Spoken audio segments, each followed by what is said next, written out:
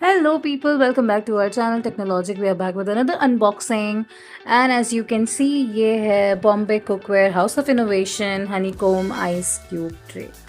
So मुझे काफ़ी दिनों से I was looking for this particular tray. मैंने हर जगह देखा है. All of the celebrities, they are trying their rice ice and everything. Morning में that बकेट में and everything. So the best part about this is कि 100% BFA free है, high quality है इसका, and I got it at a very discounted price. मैंने online पे लिया था, जो इस पर प्राइस लिखा है उस पर मैंने नहीं लिया है. अराउंड 99 रुपीज़ में मैंने ये लिया है. लिंक हम डिस्क्रिप्शन पे रख देंगे, आप भी वहाँ पे परचेज़ कर सकते हो. कलर भी आपके पास काफ़ी सारे ऑप्शन अवेलेबल हैं. मुझे जब मैंने ऑनलाइन में लाइक प्लेस ऑर्डर किया था तो मुझे यही ऑप्शन दिखा था, तो मैंने ले लिया है. The best part about this is कि इसमें ना काफ़ी cute cubes, ice cubes you will get.